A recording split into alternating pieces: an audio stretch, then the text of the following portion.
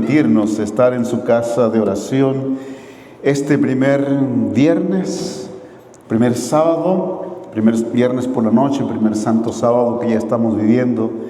Nos gozamos en la presencia de Dios. Feliz año nuevo a todos. Dios bendiga sus vidas, Dios bendiga sus hogares, sus familias.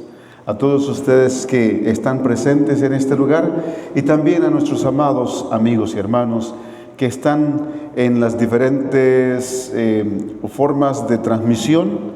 Nuestro hermano Florencio está transmitiendo por aquí y la iglesia está transmitiendo por allá. Así que a todas las cámaras que están aquí, mandamos un saludo muy afectuoso a los amigos y hermanos que están atendiendo este servicio. Bien, voy a invitarlos a que vayamos al libro de Daniel, el profeta Daniel. El libro del profeta Daniel, capítulo 9.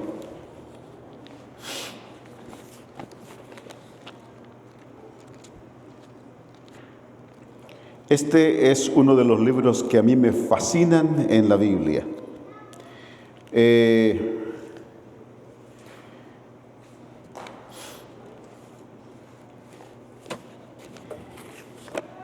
Y allí vamos a detenernos, el capítulo 7 de Daniel.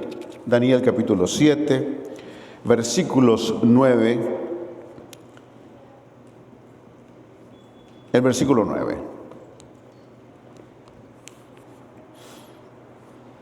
Dice allí la palabra de Dios: estuve mirando hasta que fueron puestos tronos, y se sentó un anciano de días, cuyo vestido era blanco como la nieve, y el pelo de su cabeza como lana limpia.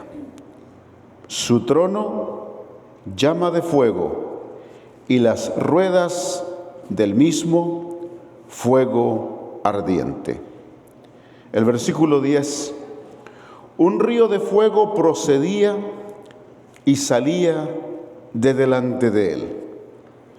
Millares de millares le servían, y millones de millones asistían delante de él. El juez se sentó y los libros fueron abiertos. Esta es una visión muy especial que Dios le permite tener al profeta Daniel.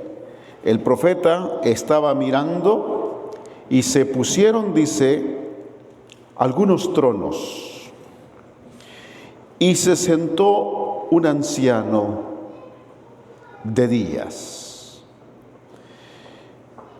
Y luego nosotros, si estudiamos todo el capítulo, vamos a notar que alguien vino a la presencia del anciano de días y se abren los libros. Ahora, en el Evangelio de San Juan, el Señor Jesús dice que el Padre a nadie juzga, aunque el Padre es el que debería juzgar a la humanidad.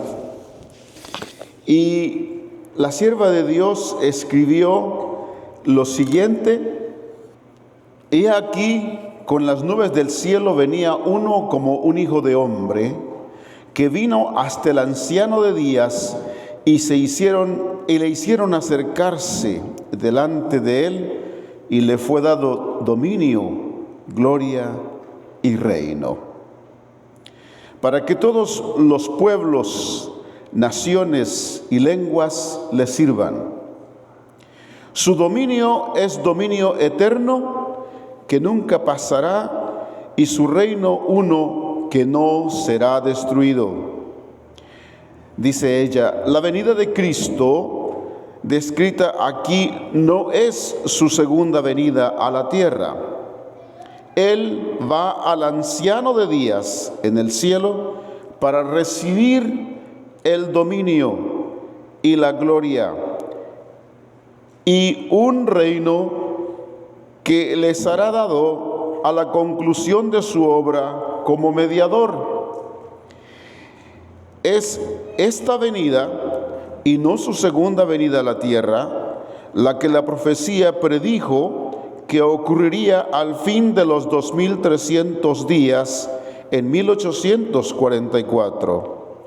Acompañado por ángeles celestiales, nuestro gran sumo sacerdote está en el lugar santísimo y allí, en la presencia de Dios, da inicio a los últimos actos de su ministerio en beneficio del hombre. Cumplir la obra del juicio investigador y hacer expiación por todos aquellos que resulten tener derecho a sus beneficios. Ahora, este pasaje es interesante, el que acabamos de leer, porque ella nos presenta a nosotros la llegada del Señor Jesús al anciano de días. Y más adelante, ella sigue diciendo que es el anciano de días por su dignidad y porque vive por siempre, porque es eterno y porque es el Creador. Por eso Él es quien debe juzgar. Pero entonces el Señor Jesús en el Evangelio dice que el Padre a nadie juzga, pero que todo el juicio lo otorgó al Hijo. Y nosotros vamos a considerar en esta noche, en el libro de Hebreos, vamos a empezar con el capítulo 4 del libro de Hebreos. Y vamos a ir a los versículos 14, 15 y 16. Dice Hebreos 4, 14, 15 y 16. Por tanto, teniendo un gran sumo sacerdote que traspasó los cielos, Jesús, el Hijo de Dios, retengamos nuestra profesión. El apóstol Pablo dice que ya que Cristo es nuestro sumo sacerdote, nosotros debemos retener nuestra profesión de fe. Porque no tenemos un sumo sacerdote que no pueda compadecerse de nuestras debilidades, sino uno que fue tentado en todo según nuestra semejanza, pero sin pecado. Ahora, aquí estamos viendo que Cristo Jesús es nuestro gran sumo sacerdote. Y este gran sumo sacerdote puede compadecerse de nosotros a causa de nuestras debilidades, porque Él fue tentado igual que nosotros, según nuestra semejanza. Él tomó nuestra humanidad, pero fue tentado en todo, sin embargo, sin pecado. Nunca pecó. Y es interesante saber que en el deseo de todas las gentes, Ellen White escribe que Cristo en la tentación en el desierto no pecó ni con su mente. Porque si lo hubiese hecho, o sea, si hubiese pensado, dice ella, en pan, si tan solo hubiese pensado en pan, el Señor, esas piedras se hubiesen convertido en pan. Pero ni con el pensamiento pecó, no falló. Por lo tanto, podemos confiar en Él. Acerquémonos, pues, confiadamente al trono de la gracia para alcanzar misericordia y hallar gracia para el oportuno socorro. Podemos ir, ¿cómo? Confiadamente ante el trono, ese trono que se puso, que se estableció donde se sentó el Padre. A ese trono es donde podemos llegar. Usted y yo. Aunque por allá digan que nosotros no podemos ir a Dios directamente, que necesitamos ir a través de un hombre para que este hombre nos perdone nuestros pecados. Pero la Biblia nos dice que nosotros podemos ir confiadamente ante el trono de la gracia, directamente al trono de la gracia, porque esa fue la oportunidad que Cristo nos abrió. Porque esa oportunidad estaba velada antes de que Cristo muriera y resucitara. Pero cuando Cristo murió y resucitó, esa barrera fue rota. Y hoy podemos ir directamente al Padre en el momento que querramos y encontraremos misericordia. Capítulo 5 del libro de Hebreos. Versículos 5, 6, dice: así, tampoco Cristo se glorificó a sí mismo haciéndose sumo sacerdote, sino Él que le dijo: tú eres mi hijo, yo te he engendrado hoy. Cuando lo introduce a la tierra, le habla el Padre a Cristo: tú eres mi hijo, yo te he engendrado hoy. Como también dice en otro lugar: tú eres sacerdote para siempre según el orden de Melquisedec. Así que el Padre le otorgó a Cristo ser el sumo sacerdote. Y ser el sumo sacerdote no según el orden de Aarón, porque Aarón entraba muchas veces al santuario, al lugar santísimo. En toda su vida, Aarón entró muchas veces al lugar santísimo. Luego el hijo de Aarón, muchas veces durante su vida al lugar santísimo. Y luego el nieto de Aarón, y luego el bisnieto de Aarón, y sucesivamente. Eran muchas veces que entraron al lugar santísimo con sangre ajena. Pero cuando Cristo entró, dice la Escritura que Él entró una vez y para siempre. No necesitaba ir más. No necesitaba. Solamente una vez entró y cubrió nuestro pecado. Y cubrió nuestra maldad y nos regala de su santidad para nosotros vivir en santidad. Capítulo 6. Versículos 17 al 20. Por lo cual, queriendo Dios mostrar más abundantemente a los herederos de la promesa la inmutabilidad de su consejo, interpuso juramento, para que por dos cosas inmutables en las cuales es imposible que Dios mienta, tengamos un fortísimo consuelo los que hemos acudido para asirnos de la esperanza puesta delante de nosotros, la cual tenemos como segura y firme ancla del alma y que penetra hasta dentro del velo. Pasó al velo del lugar santísimo, donde Jesús entró por nosotros como precursor, hecho sumo sacerdote para siempre, según el orden de Melquisedec.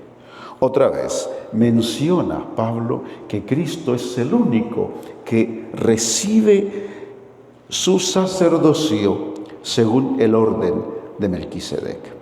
Y ustedes saben que la Biblia menciona a Melquisedec en un determinado momento cuando se encuentra con el patriarca Abraham. Y Abraham, el gran patriarca, le entrega los diezmos a Melquisedec. Y Melquisedec es rey y a la vez sacerdote de la ciudad de Salem. En la economía hebraica, en la economía religiosa hebraica, el rey no puede ser sacerdote, ni el sacerdote puede ser rey. El rey no puede entrar al santuario y oficiar como sacerdote, no le es permitido. Y uno de ellos se atrevió a hacerlo y la lepra vino sobre él como castigo, porque quiso oficiar como sacerdote. Entonces, Aarón era sacerdote y no rey. David era rey y no sacerdote, no tenía por qué oficiar como sacerdote. Pero Cristo es a la semejanza de Melquisedec, que es rey y sacerdote también. Y el apóstol Pablo expone la existencia, de cierta forma, de Melquisedec, sin padres, sin genealogía, sin lugar de nacimiento, sin lugar de muerte, sin fecha de muerte. No se sabe cuándo nació, ni dónde nació, no se sabe cuándo murió, ni dónde murió. Solo se sabe que fue rey y sacerdote de Salem. Y entonces, cuando Dios le juramenta a Cristo, le dice: tú vas a ser sacerdote según el orden de Melquisedec. Qué cosa maravillosa. Dios tiene caminos tan especiales.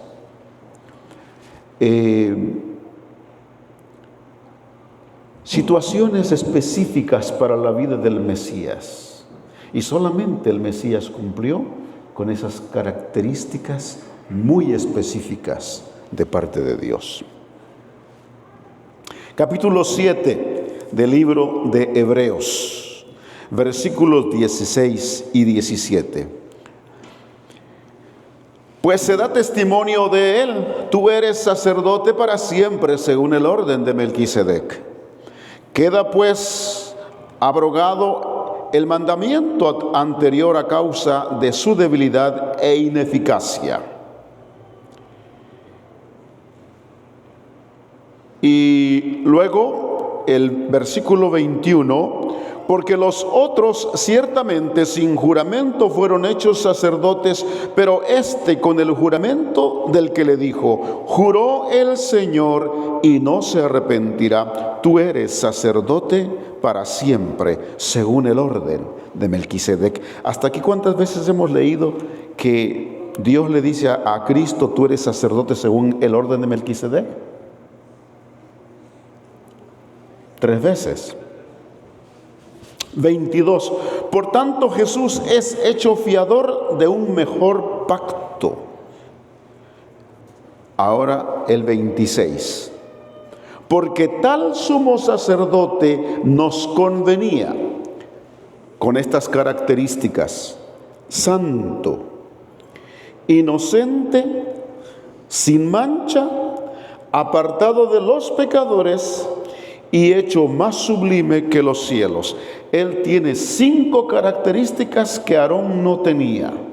Cristo tenía 5 características que no tenían los hijos de Aarón. Cristo, Jesús, el versículo 26 dice: porque tal sumo sacerdote nos convenía, santo, porque Él es el Santo de Israel, y porque vivió aquí una vida de santidad, sin pecado, aunque fue tentado. Inocente, precisamente, su inocencia. La virginidad de Cristo, en todo aspecto, su virginidad, su vida inocente y perfecta, sin mancha. Otra vez se le atribuye pureza, porque tiene pureza. Apartado de los pecadores, aunque convivió con ellos, aunque anduvo con ellos, aunque se lo acusó de comilón y de bebedor de vino, pero él solo se acercaba a los pecadores para alcanzarlos allí donde estaban, en el medio donde se desarrollaban, y Cristo los alcanzó allí, y hecho más sublime que los cielos. Cristo es más sublime que los cielos. ¿Por qué? Porque Él es el autor de todas las cosas. Porque el Padre le otorgó el crear. Maravilloso. Cristo Jesús. Capítulo 8 de Hebreos 1 y 2. Ahora bien, el punto principal de lo que venimos diciendo es que tenemos tal sumo sacerdote, el cual se sentó a la diestra del trono de la majestad en los cielos. Ustedes ven la relación que hay aquí con Daniel 7 y 9, donde dice que vino y se pusieron tronos. Se pusieron tronos. Y el Padre, el anciano, se sentó. Pero luego Cristo viene y se sienta también en el trono. Ahora bien, el punto principal de lo que venimos diciendo es que tenemos tal sumo sacerdote, el cual se sentó a la diestra del trono de la majestad en los cielos, ministro del santuario y de aquel verdadero tabernáculo que levantó el Señor y no el hombre. Ministro, Cristo es ministro del verdadero tabernáculo, del verdadero santuario, aquel que fue mostrado a Moisés en visión y le dijo: míralo, y ahora elabórate uno en la tierra como el que viste, como el que se te mostró. Así que Cristo se ha sentado allí en los lugares celestiales. Se ha sentado. Cuando Él subió, recién subió, Cristo llegó al lugar santo. Porque Juan lo describe caminando entre 7 candeleros de oro.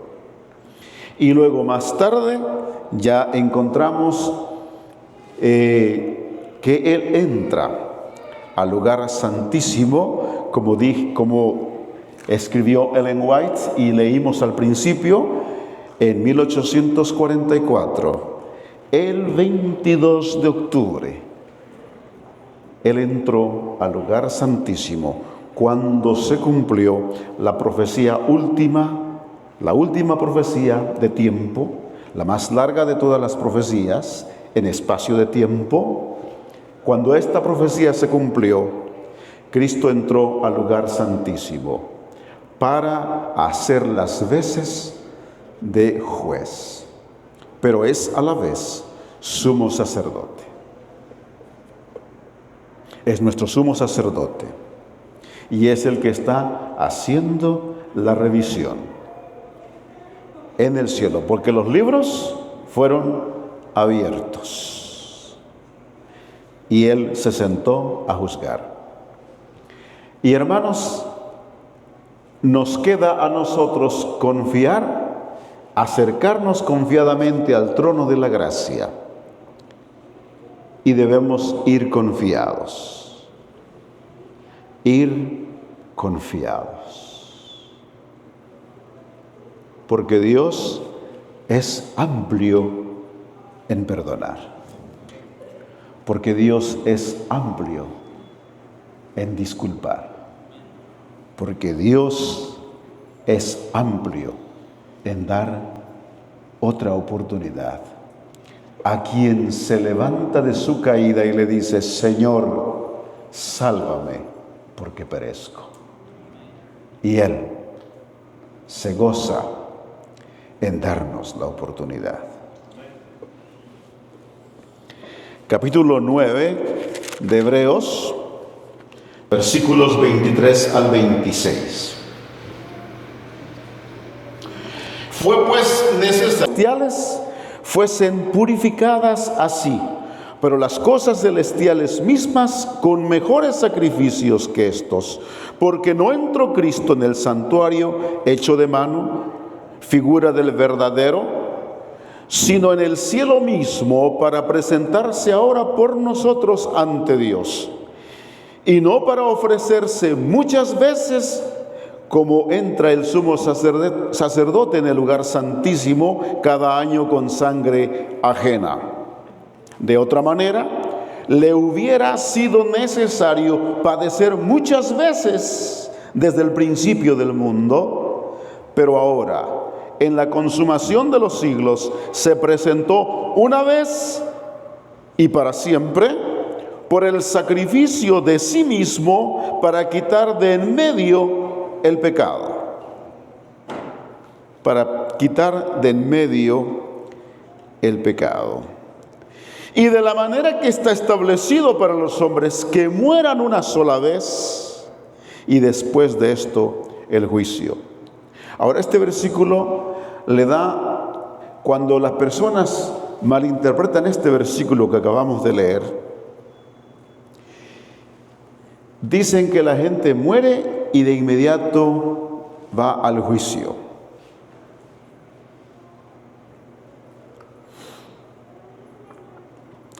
Pero buscando en el diccionario Strong, esa palabra que allí en Hebreos 9:27 nos dice de juicio, es la palabra crisis.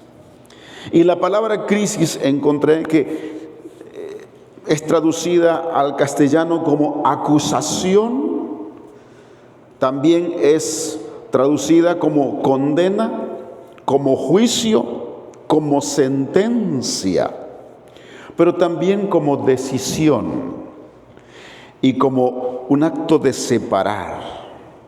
Y me gustan más las últimas, decisión y separar, porque el Señor Jesús, cuando habla de su venida, dice que habrá dos grupos, los de su derecha y los de su izquierda.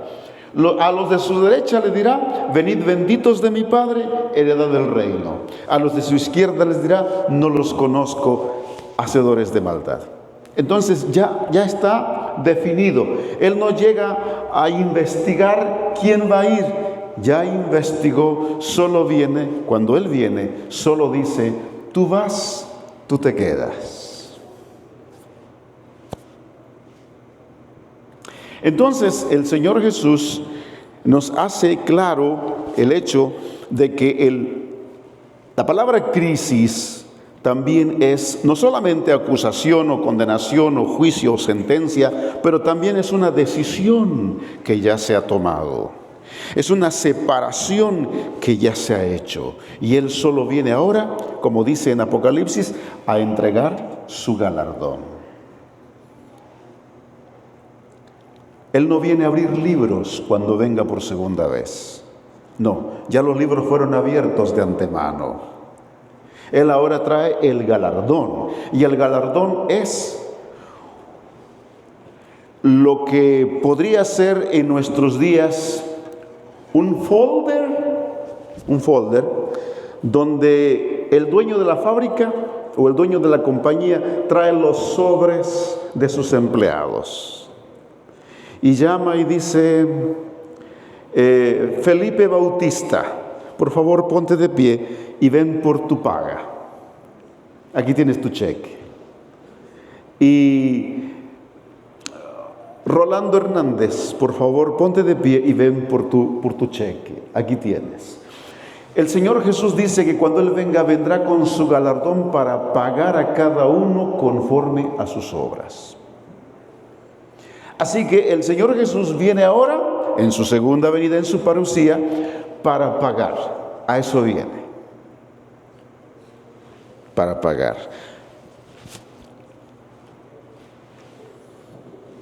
Luego nosotros continuamos y estamos terminando en el capítulo 10 de Hebreos. En los versículos 5 en adelante, Hebreos 10. Por lo cual, entrando en el mundo, dice: sacrificio y ofrenda no quisiste, mas me preparaste cuerpo. Ahora, antes ya habíamos leído que el Padre le dice: tú eres mi hijo, hoy te he engendrado. Cuando el Padre introduce el Hijo a la tierra, le dice: tú eres mi hijo, hoy te he engendrado. Tú eres sacerdote según el orden de Melquisedec. Pero ahora el Hijo le dice al Padre: en el capítulo 10, versículo 5. Por lo cual, Cristo cuando entra al mundo, dice aquí, sacrificio y ofrenda no quisiste, mas me preparaste cuerpo. Le habla a su Padre.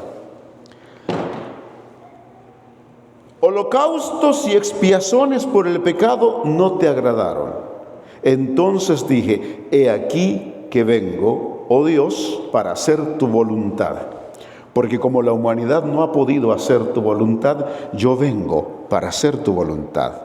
Como en el rollo del libro está escrito de mí, diciendo primero, sacrificio y ofrenda y holocaustos y expiaciones por el pecado no quisiste, a causa de la rebelión del pueblo. Ni te agradaron, las cuales cosas se ofrecen según la ley. Y diciendo luego, he aquí que vengo, oh Dios, para hacer tu voluntad, quítalo primero para establecer esto último. En esa voluntad somos santificados mediante la ofrenda del cuerpo de Jesucristo, hecha una vez para siempre. Y luego el apóstol dice que todo sacerdote entra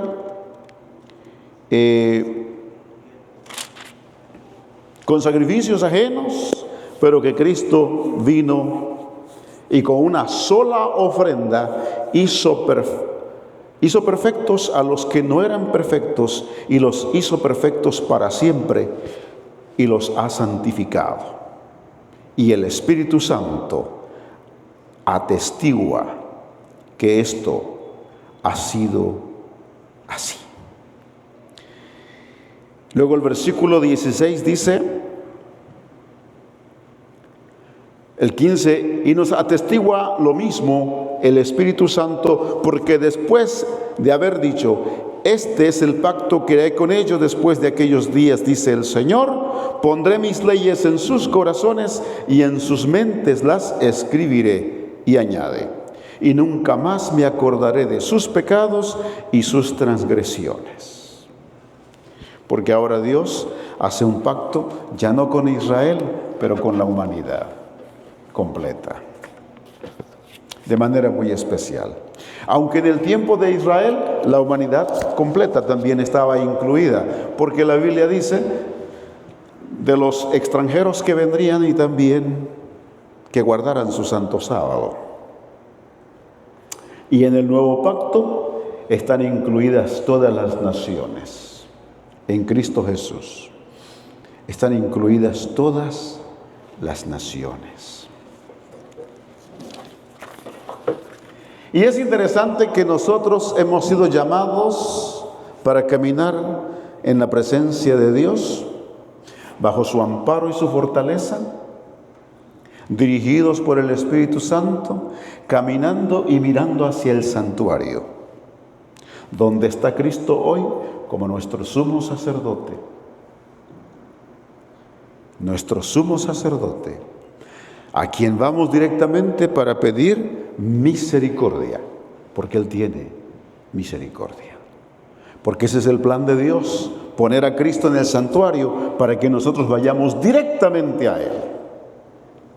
No hay otro mediador, hay uno solo. No hay otro sumo sacerdote.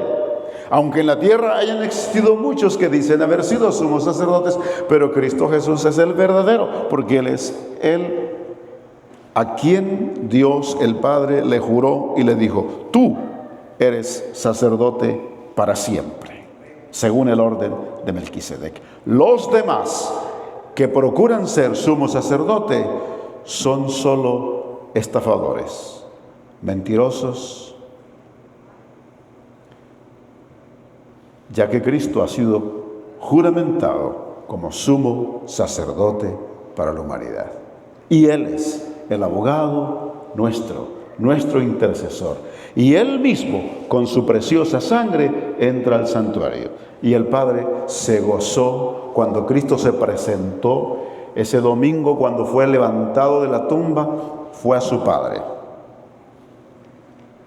Fue a su padre, se presentó y el padre le dijo: ha sido acepto el sacrificio. Y Cristo volvió a la tierra para terminar con la fase que le tocaba hacer aquí y luego volver y estar en el lugar santo. Hermanos, ser llamados por Dios para ser sus hijos. ¡Qué privilegio! Que podamos confiar confiadamente, entregarnos en los brazos de Cristo Jesús, porque Él es nuestro sumo sacerdote y nuestro intercesor y nuestro abogado. Y muy pronto, ahora no. Ahora Cristo no es rey. Aunque el presidente de este país haya sido inducido a decir que Cristo ya es rey, y aunque lo hayan gritado por muchos años atrás, de que Cristo es rey, Cristo todavía no es rey. El Padre es rey. Pero el Padre le otorgará el reino a su Hijo cuando termine el tiempo de gracia. Cuando Cristo deje caer su incensario y camine hacia el Padre para recibir el reino. Y cuando haya recibido el reino, solo entonces se vestirá de rey. Y montará, dice, un caballo blanco y vendrá como Rey de Reyes. Y en su muslo tendrá escrito Rey de Reyes y Señor de Señores. Solo hasta entonces, por ahora, Él es el sumo sacerdote. ¿Por qué la gente dice que Cristo ya es Rey? Porque quieren engañar a la humanidad diciendo que ya es Rey, porque en la tierra hay un falso sumo sacerdote que quiere que la gente le vea y le siga, en lugar de buscar y seguir al verdadero sumo sacerdote que está en el lugar santísimo en el cielo. Por eso ya le hacen rey, pero Cristo todavía no es rey, no ha recibido el reino todavía. Cuando termine el tiempo de gracia, recibirá el reino y entonces vendrá como Rey de Reyes y Señor de Señores, con una corona de 7 pisos en su cabeza, porque Él es Rey del universo. Finalmente, en Apocalipsis 16:7, este texto es el último y nos vamos. Apocalipsis 16:7. 16:7 de Apocalipsis. Dice: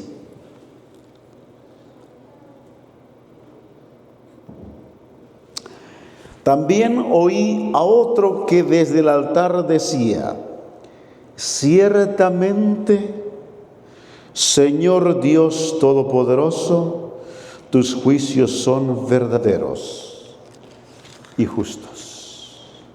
¿Cómo son los juicios de Dios? Verdaderos. Son verdaderos. Porque los juicios de Dios se basan en lo que está escrito en los libros. Son verdaderos. Pero son justos porque Él nos mira a través de Cristo Jesús. Y Cristo Jesús en el Antiguo Testamento es llamado Jehová, justicia nuestra. Así que es a través de Cristo que el Padre nos mira. Y cuando nos mira a través de Cristo, nos mira justos, porque nos mira a través del justo que entregó su vida para que nosotros seamos justos. Y Él recibió nuestras culpas y murió como pecador, para que nosotros hoy seamos llamados justos. Bueno, gracias a Dios por su palabra, que siempre es una delicia llevarla a nuestras mentes. Siempre es una bendición la palabra de Dios. Vamos a terminar cantando. Y creo que es el himno. Creo que lo perdí. 32, gracias. Vamos a cantar el himno número 32, por favor, nos ponemos en pie. Vengan, por favor, los hermanos del canto, que estamos estrenando cantantes este año, así que vengan.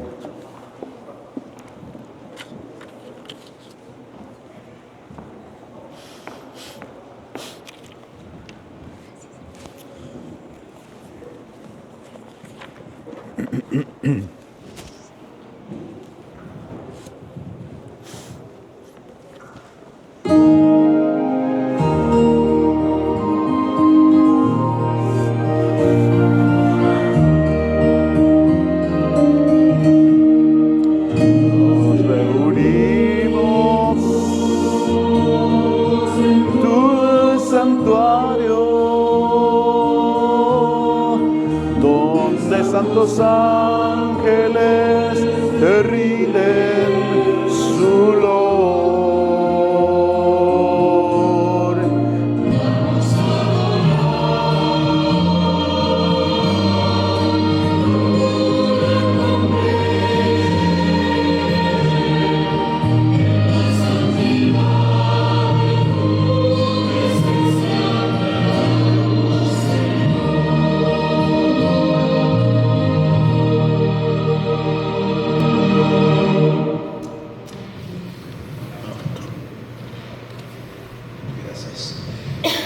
Yo quiero invitar al pastor Bautista que por favor venga para que él termine con la oración de esta noche.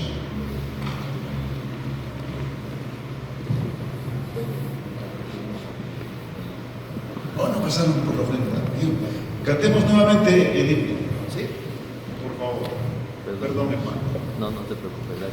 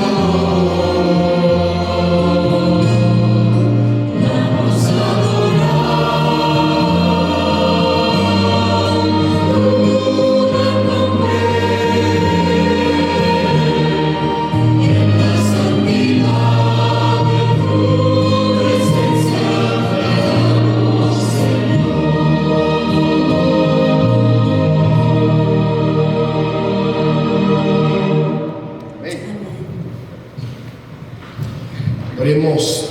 Amado y Santo Padre, gracias por el gozo de reunirnos a estudiar tu palabra.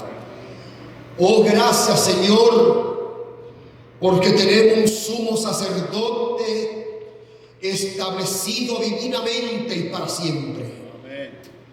Gracias, Padre, porque podemos acudir confiadamente cada vez que querramos. Podemos ir delante de tu trono de gracia con toda confianza, sabiendo que encontraremos misericordia y oportuno socorro. Gracias, Señor, por ser Cristo, nuestro único y suficiente sacerdote y Salvador. Ahora, ayúdanos a estar listos para que aquel día, cuando se convierta en Rey, podamos recibirlo con los brazos abiertos y decir: aquí nuestro Dios, le hemos esperado y viene para salvarnos. Amén. Gracias por tu palabra. Que cada persona que ha venido esta noche, su corazón haya sido fortalecido en la verdad de tu santa palabra. Acompáñanos al salir y mañana tráenos temprano para seguir adorando tu nombre como solo tú mereces. En el nombre de Jesús. Amén. Amén.